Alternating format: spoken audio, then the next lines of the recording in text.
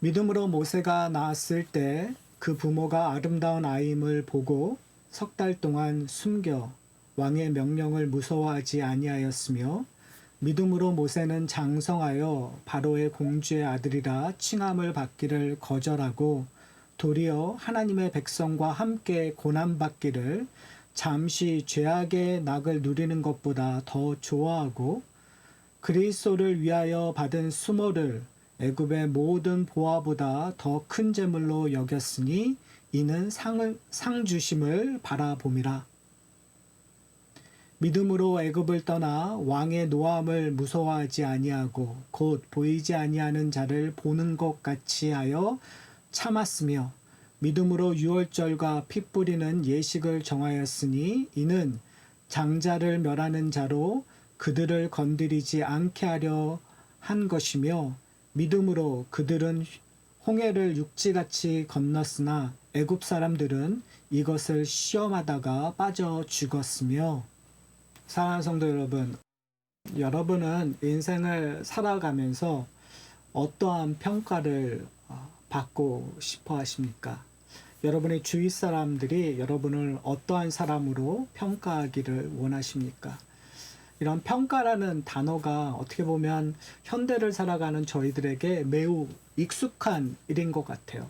뭐 업무 평가도 하고 우리가 지금까지 이룬 실적을 평가하여 우리의 존재가 우리가 어떠한 그 능력이 있는지를 우리는 끊임없이 평가하려고 합니다. 어떤 사람은 자신을 평가할 때 냉철하고 그리고 되게 객관적으로 평가하는 분들이 있는 것 같아요. 또 어떤 분들은 되게 주관적이고 너그럽게 본인을 평가하는 부분이 있습니다. 저는 히브리서 11장을 보면서 저희가 히브리서 11장을 믿음장이라고 이야기하잖아요. 그러면서 우리의 신앙의 선배들을 하나하나 이렇게 우리들에게 소개하고 있어요. 여러분들은 어떠한 평가를 지금까지 내리고 계신가요? 저는 히브리서 11장을 보면서 특별히 오늘 본문 모세에 관한 이야기를 하고 있는데요. 이 모세에 대해서 히브리서 저자는 성령의 감동으로 과대 포장하고 있다는 생각이 들어요. 그러니까 원래 인물보다 과대하게 되게 멋있는 사람으로 포장을 하고 있다는 걸 보게 됩니다. 그러면서 이런 생각을 했어요. 하나님이 우리를 보셨을 때 그리고 하늘나라에 있는 천군 천사들이 우리를 봤을 때 어떻게 우리를 평가하고 있을까? 여러분의 평가와 하늘나라의 평가는 좀 틀릴 거라고 생각합니다. 아무래도 우리는 우리 자신을 잘 알기 때문에 우리의 신앙생활을 평가할 때 어떻게 보면 냉철하고 어떻게 보면은 죄의식 속에서 우리를 평가할 때가 많은 것 같아요. 그래서 가끔은 우리의 구원에 대해서 내가 정말 구원받은 사람인가? 내가 하나님 앞에 죄 지은 모습을 보고 답답하고 절망 속에 처해서 하나님을 찾지도 않는 그런 내가 과연 하나님의 사람이라고 얘기할 수 있을까? 제자라고 얘기할 수 있을까? 우리에게 직분이 있다면 내가 집사로서 장로로서 목사로서 과연 이런 일을 감당할 수 있을까? 라는 생각을 하게 됩니다. 여러분 살면서 가장 듣기 어려운 일들이 뭐라고 생각하세요, 여러분? 뭐 자녀와 부모의 관계 속에서 이런 말을 들을 때 참 내 마음속에 내가 인생을 잘 살았나라는 생각이 들 것 같아요. 자녀가 부모에게 당신이 지금까지 나에게 얘기한 것처럼 사셨습니까? 당신이 나에게 가르쳤던 것처럼 당신은 살았습니까? 그 말의 뉘앙스에 따라서 이게 엄청난 다른 의미를 포함하고 있잖아요. 이런 말을 듣게 되면 우리는 우리의 인생을 돌아보지 않을 수가 없는 것 같아요. 사랑하는 성도 여러분, 여러분은 여러분의 신앙생활을, 여러분의 존재를, 여러분의 인품을, 여러분이 여러분의 자녀들과의 관계 속에서 여러분은 어떻게 평가하고 있습니까? 저는 오늘 본문이 여러분에게 은혜가 되었으면 좋겠어요. 저는 이 본문이 여러분에게 힘이 되었으면 좋겠어요. 성경에서 여러분을 평가하고 있는 것은 되게 주관적이에요. 그리고 과대 포장되어 여러분을 평가하고 있어요. 여러분, 히브리서 저자가 우리의 믿음의 그 선배들, 조상들을 이야기하면서 그 믿음을 정의했었던 거 여러분 기억나십니까? 믿음을 정의했는데 그 믿음은 그들이 이루어 놓은 거에 대한 그들의 업적이나 공로를 평가하고 있지 않아요. 믿음으로 정의했었을 때. 성경은 우리에게 믿음은 하나님의 열심이라고 정의하고 있다는 사실이에요. 많은 그리스도인들이 이 부분을 놓치고 있는 것 같아요. 믿음은 내가 열심히 만들어가는 것이라고 생각하고 있어요. 만약에 믿음을 우리가 만드는 공로적인 의미로 믿음을 생각하게 된다면 우리를 절대로 멋있게 포장할 수 없어요. 우리는 절대로 우리를 과대 포장할 수 없어요. 우리는 절대로 하나님 앞에서 당당해질 수가 없어요. 우리는 절대로 하나님의 나라에 들어갈 수 없어요. 왜요? 여러분, 냉정하게 우리의 모습을 한번 보세요. 아니, 우리 전 인생을 되돌아볼 필요도 없어요. 사랑하는 성도. 어저께, 아니 오늘 내 모습 한번 보세요. 내가 정말 하나님의 사랑을 받기에 합당한 존재인가? 여러분, 대부분의 사람들이 그 질문에 예, 그렇습니다라고 당당하게 얘기할 수 없어요. 어저께 여러분 거짓말 하셨습니까? 거짓말 하지 않으셨습니까? 어저께 여러분 큰 죄를 묻는 게 아니에요. 여러분 살인의 이런 거 물어보는 거 아니에요. 여러분 다른 사람에게 피해 주는 일들을 하셨습니까? 여러분 다른 사람과 비교하여 질투와 아니면 다른 생각들을 여러분 해보신 적이 있습니까? 아니, 여러분의 아내를, 여러분의 남편을 덜 사랑한 적이 있으십니까? 여러분 오늘이 발렌타인스데이예요. 정말 솔직히 일주일 전서부터 발렌타인스 데이 전에 뭐 이렇게 좀 간식이라도 만들어야지라는 생각을 머릿속으로는 정말 열심히 했어요. 그런데 오늘 아침에 저희 아내가 저에게 해피 발렌타인스 데이라고 하기 전까지 잊어버리고 있었어요. 아니, 목사니까 당연히 설교 준비해야죠. 설교에 모든 생각을 하고 있어야죠. 이렇게 익스큐즈를 할 수 있겠지만 사실은 그냥 잊어버렸어요. 여러분, 우리는 사랑해야 될 대상들을 우리의 몸과 마음을 다하여 그리스도가 교회를 사랑한 것처럼 사랑해야 됨에도 불구하고 우리는 그러지 못하고 살고 있어요. 그러면 하나님 앞에서 당당할 수 없는 존재예요. 어떻게 보면 하나님의 은혜를 받을 수 없는 존재라는 사실을 고백할 수밖에 없는 것이 우리의 현실이에요. 근데 성경은 그렇게 보고 있지 않은 것 같아요. 오늘 본문을 한번 보실까요? 이렇게 시작합니다. 23절에 믿음으로 모세가 나왔을 때 그 부모가 아름다운 아임을 보고 석 달을 동안 숨겨 왕의 명령을 무서워하지 아니하였으며. 저는 이 23절을 읽고 당연하지. 왜요? 분명히 출애굽기에 이렇게 기록되어 있으니까. 아니 출애굽기에 그 부모가 거의 목숨을 걸고 아이를 낳은 거잖아요. 아이를 낳기 전에도 지금 이런 문제들이 있다라는 것들을 알고 있었고 아이를 낳은 다음에서도 석 달 동안 아이를 사랑해서 숨겼단 말이에요. 근데 오늘 본문에 보면 아름다운 아이를 보고 여기 우리가 생각했을 때 모세가 정말 장동건처럼 아니면 정말 멋있는 현빈 누구처럼 그렇게 아름다운 미남이었다라고 오해하실 수도 있겠어요. 그렇지만 사실은 자기 아이들 다 예쁘죠. 자기 아들이 정말 미남 아름답지 않다고 생각한 사람이 어디 있겠어요. 아름다워요. 근데 저는 그 이야기를 따지고 싶은 게 아니라요. 이 부분에서 모세의 믿음이 어디에 있죠? 모세가 대단하다라는 거, 그냥 아름다운 거? 아름다운 건 모세가 아름다우고 싶어서 지금 여기서 뭐를 잘 갖춘 게 아니라 그냥 태어난 게 아름다운 거예요. 그렇죠? 근데 오늘 본문과 연관되어 있는 것이 뭐냐면, 사도행전 7장을 보면, 7장 20절에 보면 이렇게 설명하고 있는데요.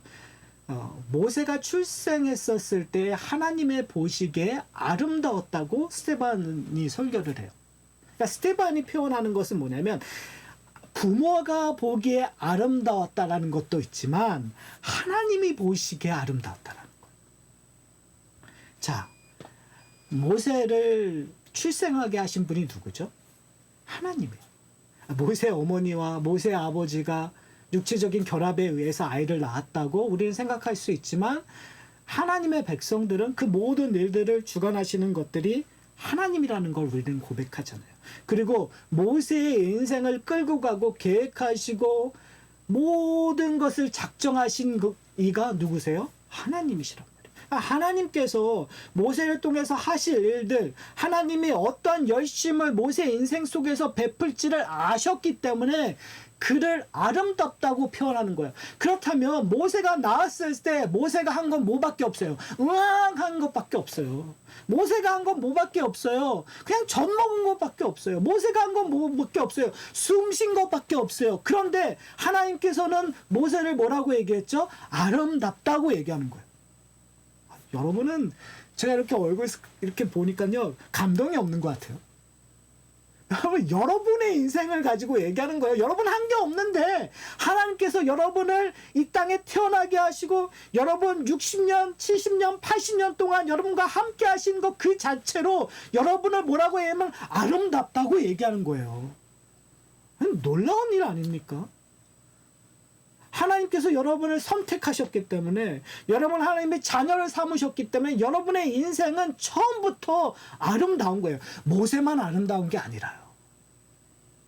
성경에서 얘기하고자 하는 하나님의 열심을 우리가 봐야 된다는 거예요. 그러니까요, 지금 제가 얘기했었을 때 우리의 인생은 과대포장된 거예요. 누구로 말미암아? 예수 그리스도로 말미암아.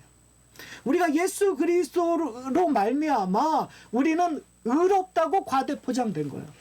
예수 그리스도로 말미암아 우리의 인생은 아름답다고 과대포장된 거예요. 예수 그리스도로 말미암아 우리는 거룩한 삶을 살도록 포장된 거예요. 예수 그리스도로 말미암아 하나님의 나라를 이 땅에 누릴 수 있도록 과대포장된 거예요, 여러분. 우리가 지금 얼마만큼 그걸 알든 알지 못하든 상관없이 이미 하나님께서는 그렇게 보고 그걸 원하시고 그걸 계획하시고 그걸 끌고 가실 거라는 거예요.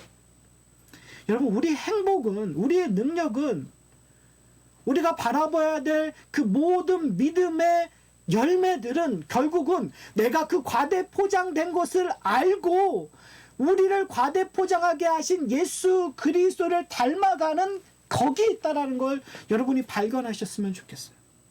은혜를 경험할 수 있는 유일한 방법은 나를 아름답게 하신 예수 그리스도를 발견하는 거예요. 그 안에서 우리의 인생을 정의하는 거예요. 믿음으로 모세가 나왔었을 때 그가 한 건 아무것도 없는데 하나님께서는 아름답다고 선언하셨어요. 그리고요, 24절서부터 이렇게 보면 또 믿음으로 모세는 장성하여 바로의 아들이라 칭함을 받기를 거절하고 도리어 하나님의 백성과 함께 본함 받기를 잠시 죄악의 낙을 누리는 것보다 더 좋아하고 라고 얘기하고 있어요. 여러분, 이게 사실일까요? 저희는 성경을 읽으면서 맞아, 이게 성경에 있는 건 모든 게 진리이고 사실이라고 믿잖아요. 근데 이게 사실인 이유는 뭐냐면 히브리서 저자가 성령의 감동으로 모세의 인생을 해석하고 있기 때문에 그래요. 그러니까 해석이 사실이라는 거지 모세가 정말 이랬는가를 우리가 한번 좀 생각해 보셨으면 좋겠어요. 여러분, 모세가 장성해서 미디안 광야로 도망갔었을 때가 40년이라고 얘기해요. 그 모세 인생을 120년이라고 얘기하면 모세가 태어나서 미디안 광야로 돌아가기까지 40년, 미디안 광야에서 40년, 그리고 그 출애굽해서 광야했던 생활 40년, 이렇게 120년을 3등분해서 나눌 수 있거든요. 40년 동안 우리가 한번 봐요. 장성하여 바로의 공주의 아들이라 칭함을 40년 동안 받았었잖아요. 솔직히요. 40년 동안 궁에서 살았잖아요. 40년 동안 공주의 아들로서 누릴 거 다 누렸어요. 그리고 나중에 겨우 유대인의 사람이 핍박받는 거야. 안타까움 때문에 애굽 사람을 죽이는 일 다음 결국 그것이 길어봤자 얼마겠어요. 솔직히. 그런데 오늘 본문에서 표현하는 건 뭐냐면, 참 보세요. 도리어 하나님의 백성과 함께 고난받기를 잠시 죄악의 낙을 누리는 것보다. 여러분 이게 잠시예요? 아니 거꾸로 아니에요. 솔직히요. 냉정하게 얘기하면 그는 그 평생 동안 그 죄악의 낙을 누리고 살았었어요. 그리고 잠시 그 피에 대한 것 때문에 잠시 히브리 사람들을 사랑했었던 거, 이거 인정하다고 치자고요. 그냥 그렇게 분명히 이해할 수 있다고 쳐요. 우리가 뭐 추측해서 뭐 여러 가지 이야기를 할 수 있지만 하여튼 넘어가서 근데 저는요, 문제는 뭐냐면 그 다음이 더 문제가 되는 것 같아요. 뭐라고 표현을 하냐면요, 26절에 보면 난데없이 그리스도를 위하여 받는 수모를 애굽의 모든 보화보다 더 큰 재물로 여겼으니 이는 상주심을 바라봅니다. 여러분 이게 이해가 되세요? 정말 출애굽 당시에 모세는 이 생각을 하고 있었을까요? 여러분 모세 인생을 한번 이렇게 보세요. 40년 동안에 애굽에서 살았던, 그리고 40년 동안 미디안에 살았던 모세의 모습. 제가 봤었을 때는 이러한 소명에 대한 인식이 거의 없었어요. 소명에 대한 인식이 있었다면 하나님께서 시내산에서 모세에게 나타나셨을 때 모세의 답변은 뭐라고 얘기해야 돼요? 하나님 왜 이제 오십니까? 저는 준비되었습니다. 말씀만 하시면 지금 당장 가겠습니다. 이래야 되지 않나요? 그러나 모세가 끊임없이 했던 것이 뭐예요? 저는 능력이 없는 존재입니다. 저는 말을 잘 못합니다. 제가 어떻게 나갈 수 있겠습니까? 제가 가진 건 뭡니까? 끊임없이 못합니다 했었던 것이 모세예요, 여러분. 근데 성경은요, 지금 과대 포장을 하고 있어요. 뭐라고 얘기하냐면 그리스도를 위하여 받을 수모. 무슨 그리스도를 받을 수모를 모세가 생각을 했었어요. 여러분 이게 은혜가 안 되시나 봐요. 우리 인생을 살다 보면 우리 사실은 여러분 가게에 나가서 일하실 때 내가 샌드위치를 싸거나 아니면 그릴을 긁거나 아니면 내가 세탁소에서 어떤 일을 할 때 여러분 그리스도의 고난에 내가 참여한다면서 이 일을 하세요? 역시 제가 믿음이 약한 거죠. 여러분 다 하고 계시는데 제가 그냥 근데 사실은 우리가 일상을 살아갈 때 하나님의 은혜를, 그리스도가 하신 일들을 생각 잘 못하고 살아요. 그냥 시간에 쫓겨서 그냥 사는 게 사는 거니까 그냥 살 때가 참 많은 것 같아요. 그런데 오늘 본문처럼 우리의 인생을 얘기를 하면 이렇게 정의할 수 있는 거예요. 너희가 오늘 샌드위치 살 동안에 예수 그리스도가 받을 수모를 더 사랑하게 여겼다. 그리고 너희가 앞으로 받을 그 은혜, 여기서 얘기하고 있는 저 상을 바라봄으로 말미암아 너희가 오늘 그릴을 긁었다. 너희가 손님을 대접했다. 너희가 오늘 회사 일을 했다고 이야기하는 거예요. 이 놀라운 일 아닙니까? 우리가 한 것도 없는데 지금 성령의 말씀으로 우리에게 얘기하는 거예요. 너는 지금 그 일을 하고 있다. 자, 왜 이런 일을 하고 있는가? 여러분, 히브리서자는 우리에게 왜 이러한 식으로 표현을 할까요? 히브리서 저자는 우리에게 하나님이 예수 그리스도로 말미암아 이루어 놓은 것이 얼마나 위대한지를 설명하고 있는 거예요, 여러분. 우리는 예수 그리스도가 하신 것을 단순히 십자가에 달려 죽으셨다라는 거, 어떠한 역사적인 하나의 사건, 그 순간만 생각할 때가 많은 것 같아요. 그러나 성경은 우리에게 예수 그리스도의 십자가의 능력이 얼마나 많은 영향력을 미치는가, 그것이 예수 그리스도가 그 당시에 죽으셨던 휘장이 찢어짐으로 말미암아 그 성소의 그 경계가 무너졌다라는 것이 얼마나 우리 인생의, 성도들의 인생에 곳곳이 숨어져 있는가를 발견하기를 원하는 거예요. 죄인으로서 하나님 앞에 갈 수 없는 존재인데 언제든지 하나님이 생각나는 그 순간 내가 하나님 앞에 기도로 나갈 수 있다라는 그것을 우리로 하여금 깨닫게 하는 거예요.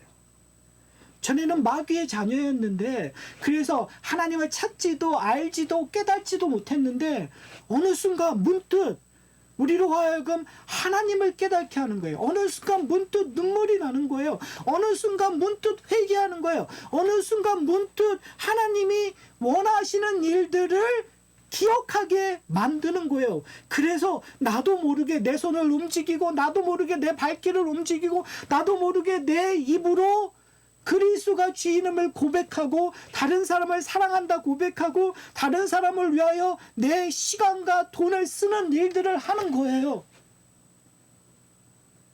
누구로 말미암아요? 하나님의 열심으로 말미암아. 사랑하는 성도 여러분, 하나님의 백성과 하나님의 백성이 아닌 차이가 뭔지 아세요? 그리스도의 제자와 그리스도의 제자가 아닌과의 차이점이 뭔지 아세요? 이런 일을 할 때 그리스도의 제자들, 하나님의 백성들은 내가 한 것이 아니고 하나님이 하셨다고 표현합니다. 세상 사람들은요, 내가 선한 일을 했다고 자랑하는 거예요. 왜요? 거기에 내 존재, 내 평가가 이루어지기 때문에 그래요. 세상 사람들은요, 내가 뭔가 하는 것으로 평가를 받는 것이 원칙이에요. 그럼 하나님의 백성들은 내가 한 것으로 평가를 받는 것이 아니라 하나님이 하신 일, 하나님이 이루어 놓으신 일로 평가를 받는 거예요. 그래서 오늘 히브리서 저자는 우리에게 모세가 한 일들, 여러분 한번 보세요. 모세가요, 27절에 이렇게 얘기해요. 믿음으로 애굽을 떠나 왕의 노함을 무서워하지 아니하고 곧 보이지 않는 자를 보이는 것 같이 하여 참으며. 여러분, 이 구절이요, 여러분들은 그냥 아 그래 라고 넘어갈 수 있지만 신학자들은 이걸 갖고 고민을 해요. 왜 고민하는지 아세요? 모세가 출애굽기 2장에 보면 두렵고 떨려서 자기 목숨이 죽을까 봐 무서워서 도망가거든요. 미디안 광야로요. 자, 그러면 신학자들은 이게 본문을 잘 보세요. 27절에는 애굽을 떠나는 얘기를 해요. 근데 28절에는 뭘 얘기해요? 6월절을 얘기해요. 29절에는 뭘 얘기해요? 홍해를 얘기해요. 자, 그러면 애굽을 떠나는 일은 이 출애굽의 사건상 어디에 기록돼야 돼요? 28절과 29절 사이에 기록되는 게 맞아요. 그쵸? 6월절이 있고 애굽을 떠나서 홍해를 건너니까요. 그렇죠? 그런데 지금 히브리서 저자는 27절을 28절 앞에 넣어요. 그러니까 신학자들은 고민하는 거, 이게 뭔가? 이거 어떻게 해석해야 되는가? 여러분, 저는 그게 중요하지 않다고 생각해요. 왜요? 하나님께서 지금 우리를 모세의 신앙을 과대 포장하고 있기 때문에. 모세는 자기의 목숨을 구하려고 바로가 무서워서 도망간 거예요. 근데 하나님께서는 뭐라고 얘기하냐면 무서워하지 않고 보이지 아니하는 자를 보는 것 같이, 여기서 보이지 않는 자는 누구예요? 하나님을 얘기하는 거예요. 하나님을 믿었다고 얘기를 해요. 여러분, 이게 가능한 일이 뭘까요? 이게 가능한 일은 딱 하나밖에 없어요. 하나님께서는 우리의 인생을 지금 이 순간, 지금 내가 하고 있는 이것으로 판단하고 있지 않다라는 거예요. 우리는 우리의 인생을 지금 이 순간 내 모습, 내가 가지고 있는 역량, 내가 갖고 있는 능력으로 나를 판단해요. 내가 지금 부자가 아니면 절망하고, 내가 좋은 학교, 좋은 직장을 갖지 않으면 절망하고, 내가 건강하지 않으면 절망하고, 내가 관계가 무너지면 절망하고, 지금 내 자녀들이 뭔가 잘못하고 있으면 절망하고, 근데 지금으로 생각해요. 현재가 나를 판단하고 나의 밸류를 판단하는, 그는 하나님께서는 지금 나의 모습으로 판단하는 것이 아니라 모든 총체적인 것으로 판단하시는 거예요. 모세를 지금 두려워하지, 바로를 두려워하지 않고 보이지 않는 자를 보이는 것처럼 섬긴 것은 모세의 인생 전체를 통해서 하나님께서 설명하시고 있는 거예요. 사랑하는 성도 여러분, 지금 여러분의 삶이, 여러분의 인생이 여러분이 보시기에 만족하지 않으세요? 여러분 답답하세요? 신앙적인 면에서도 이렇게 좀 뛰어난 신앙인처럼 되기를 원하는데 내 모습을 보니까 정말 믿음 없는 사람처럼 행동하는 모습이 여러분 싫으세요? 예, 싫어하시는 거 좋은 모습이에요. 그러나 하나님께서는 여러분을 그렇게 평가하지 않으세요. 왜요? 우리는 과거와 현재밖에 몰라요. 그러나 하나님께서는 미래를 아시고, 미래를 아실 뿐만이 아니라 미래를 만들어 가시는 분이세요. 하나님의 섭리를 통하여 여러분을 가꾸는 거예요. 여러분에게 목적이 있는 거예요, 여러분. 이게 참, 이런 표현하기가 참 그래요. 근데 세상은 이렇게 표현하니까 제가 이렇게 표현할 수밖에 없어요. 세상은요, 우리에게 주인공이 되기를 원해요. 그것이 가정에서 주인공이 되든, 회사에서 주인공이 되든, 아니면 사회에서 주인공이 되든, 역사의 주인공이 되든. 그래서 우리는 주인공을 만들어내고, 그걸 영웅이라고 하면 영웅을 만들어내고, 그 영웅을 닮아가기를 원하고, 그 영웅처럼 살기를 원해요. 주인공처럼 사는 인생을 바래요. 근데 사랑하는 성도 여러분, 여러분의 인생의 주인공은 딱 한 사람밖에 없어요. 예수 그리스도예요. 성도들에게. 여러분의 인생을 이제는 내가 사는 것이 아니요, 내 안에 계신 예수 그리스도가 사신다고 고백하는 순간 내 인생은 나의 것이 아니라, 내가 주인공이 아니라 예수 그리스도가 주인공이세요. 여러분의 인생은 예수 그리스도가 주인공으로 이 땅에서 계획된 대로 살아갈 거예요. 근데 다른 사람이 보이기에는 조연처럼 보이고, 다른 사람을 보이기에는 엑스트라처럼 보일 수도 있어요. 근데 그렇게 보이기 때문에 나는 절망하고 좌절하고 내 인생은 아무것도 아닌 것이라고 우리는 오해할 수 있어요. 그러나 하나님께서는 그렇게 사용하시는 거에 목적과 이유가 있다는 거죠. 문제는 뭐냐면, 그렇게 사용하셔서 예수 그리스도가 주인공이심을 우리의 인생 속에서 끌고 가실 거라는 거예요. 사랑하는 성도 여러분, 저는 여러분의 주인공이 아니라는 걸 깨달으셨으면 좋겠어요.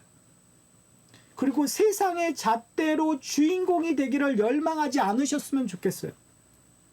하나님께서 여러분을 끌고 가실 거예요. 어떨 땐 주인공으로 만드실 때도 있고, 어떨 때는 조연으로 만드실 때도 있고, 어떨 때는 엑스트라로 만드실 거예요. 그러나 하나님의 나라 안에서는 예수 그리스도가 여러분의 주인공이기 때문에 여러분에게는 엄청난 일들이 준비되고 예비되었다는 사실을 기억하셨으면 좋겠어요. 그 일들을 하는 곳이 어디냐면 바로 여러분의 가정이에요. 여러분의 가정에 그리스도의 주인공 되심을 드러나기 위하여 남편으로 부르셨고, 아내로 부르셨고, 아버지로 부르셨고, 자녀로 부르셨고, 할아버지로 부르신 거예요. 예수 그리스도가 주인공 되기 위하여, 예수 그리스도의 사랑을 베풀기 위하여 그 가정을 세우실 거란 말이에요. 여러분, 여기에 회피하지 않으셨으면 좋겠어요. 제가 말씀드렸죠? 누가 주인공이라고요? 가족에서도 예수 그리스도가 주인공이에요. 여러분이 주인공이 아니라 예수 그리스도가 주인공 되기 위하여 여러분의 주어진 역할에 충성을 다하는 일. 그러면 오늘 본문에서 이야기하고 있는 것처럼 우리는, 여러분, 제가 고양이를 사랑하는 것처럼 제 자식들을 사랑했었으면 어떻게 됐을까라는 생각을 선간하게 되는 거. 이거 얼마나 안타까운 일이에요. 여러분, 부모 된다라는 거 쉽지 않은 거잖아요. 부모 된다는 거 다 처음 하는 거니까 우리가 실패도 하고 좌절도 해요. 그러나 여러분, 하나님의 입장에서 오늘 뭐라고 얘기하죠? 분명히 모세는 두려움 때문에 떠났지만 오늘 본문에서 뭐라고 얘기해요? 하나님 두려움에서 떠난 것이 아니라 왕을 무서워하지 않고 보이지 않는 자를 보이는 것처럼 했다는 것처럼 우리는 자녀를 키우는 것들을 처음 하는 거여서 실수하고 정말 아이들에게 상처 주었지만 하나님께서 우리가 하나님을 주인공으로 끊임없이 순종하게 되면 결국은 우리의 삶 속에서, 우리의 자녀 말 속에서 우리 아버지는요, 결국은 하나님을 의지하고 가셨어요. 결국은 하나님의 사람으로 인생을 끝마쳤어요. 아, 옛날에는 이렇게 아픔이 있었지만 결국은요, 예수 그리스도와 함께 하심을 우리의 인생 속에서 보여주셨어요. 라고 고백하게 만들 거예요. 그리고 하나님께서는 우리를 그렇게 포장해 주실 거예요. 사랑하는 성도 여러분, 우리의 인생은요, 심지어 우리의 가정 속에서, 그리고 교회 공동체도 마찬가지잖아요. 여러분, 교회 공동체로 함께 부르신 거 아니에요. 지체로서 협력하여 선을 이루고 그리스도의 나라를 하고, 그러나 우리는 사실은 분쟁을 일으키고 서로 질투하고, 그리고 사실은 하나님의 나라를 세우기보다는 나의 영향력을 미치려고 하는 일들을 끊임없이 하는 우리의 연약한 모습. 그런데 결국은 하나님께서 얘기하시는 거예요. 왜요? 하나님의 교회니까, 하나님의 공동체니까, 하나님이 끌고 가실 것이니까 이 하산학교회는 아름다운 교회가 될 거예요. 하산학교회는 하나님이 기뻐하시는 교회가 될 거예요. 왜요? 하나님의 것이니까. 우리가 만드는 교회 공동체가 아니라 하나님의 것이니까. 하나님께서 이 교회를 과대 포장하실 거예요. 우리의 연약함 속에서. 왜요? 예수 그리스도가 그의 몸으로 사신 교회니까요. 예수 그리스도께서 이 모든 것을 이루셨으니까요. 자, 그리고 나서 시간이 없기 때문에 28절을 볼까요? 28절을 보면 믿음으로 유월절과 피 뿌리는 예식을 정하였으니 이는 장자를 멸하는 자로 그들을 건드리지 않게 하려 한 것이라. 사랑하는 성도 여러분, 믿음으로 유월절과 피 뿌리는 예식을 누가 정한 거예요? 하나님께서 정하신 거예요. 그냥 모세는 그것을 하라고 명했을 뿐이에요. 모세는 그의 장자가 살기 위하여 문설주에 피를 뿌릴 수밖에 없는 존재였어요. 그런데 오늘 본문에서 뭐라고 얘기해요? 믿음으로 모세가 그 일을 감당했다고 얘기해요. 심지어 이스라엘 백성들 가운데 분명히 이런 일을 안 한 사람들이 있었을 거예요. 근데 그들은 죽어요. 여러분 한번 그 다음을 볼까요? 29절에 믿음으로 그들은 홍해를 육지같이 건넜으나 애굽 사람들은 이것을 시험하다 빠져 죽었으며. 여러분 이것도 저는 과대평가됐다고 생각해요. 왜요? 여러분 한번 잘 생각해 보세요. 여러분에게 어떠한 초이스가 있는지. 뒤에서는 애굽 병사가 쫓아와요. 앞에는 바다였어요. 근데 갑자기 바다가 열려요. 여러분 어떻게 하실 거예요? 여러분 그냥 서 계실 거예요? 애굽 병사가 오는데 죽는데 여러분이 갈 수 있는 건 뭐밖에 없어요. 아니 땅이 바다가 갈려서 땅이 있는데 내가 해야 될 건 뭐밖에 없어요. 당연히 걷는 거 아니에요. 여러분 이게 우리의 인생 아니에요. 여러분 내가 죽을 것 같은데 하나님께서 길을 열어주시는 거, 우리 인생을 살아가면서 살아가는 거예요. 우린 그저 갈 뿐이에요. 이게 하나님의 길인가 뭔가 따지지도 않고 우리는 걸어왔었어요.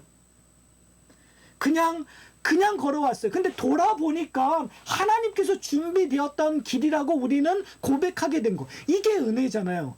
누가 하신 거예요? 하나님이 하신 거잖아요. 우리가 할 건 이거밖에 없어서 한 건데, 믿음이 있어서 한 게 아니라, 내가 능력이 있어서 한 게 아니라, 내 머리로 만들어낸 것이 아니라 할 수 없어서 이 일을 선택한 거 아니에요?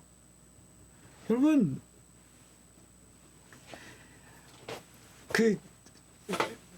우리가 이민자로서 좀 솔직해져야 되는 부분들이 있는 것 같아요. 그 이민의 역사를 보면 항상 왜 이민 가셨습니까? 얘기하면 우리는 우리 자녀들을 위해서요. 자녀들을 위해서요. 근데 솔직히 이민 역사가 우리 먹고 살기 위해서 온 거 아닌가요? 솔직히 얘기하면 좀 더 잘 살기 위해서. 초이스가 그거밖에 없으니까, 그게 옵션이니까. 그런데 와서 보니까 우리는 먹고 살기 위해서 정말 일밖에 몰랐었는데, 자녀를 방치했는데 은혜로 감사하게도 자녀가 잘 성장해 준 거예요. 내가 한 건 하나도 없는데 자녀는 잘 성장해 준 거예요. 여러분 이게 놀라운 은혜 아닙니까? 근데 우리는 우리가 한 것처럼, 여러분 하나님께서 우리를 과대 포장하는데 우리는 우리의 공로를 자꾸 내세우려고 하는, 우리는 이러한 우매함에 빠질 때가 참 많은 것 같아요. 사랑하는 성도 여러분, 모세는 이걸 경험했어요. 여러분 모세가 아름다워서 미남이어서 그의 삶이 연장된 것이 아니에요. 하나님의 계획하에서.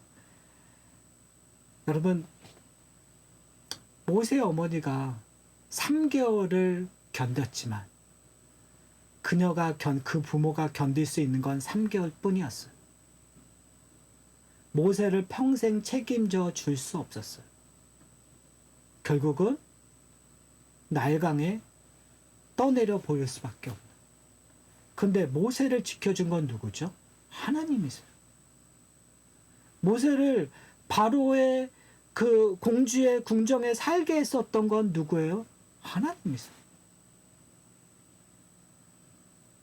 모세는 욱하는 심정에, 자기의 좀 깨달음 때문에 욱하는 심정에 애굽 사람을 죽이는 일들을 했어요.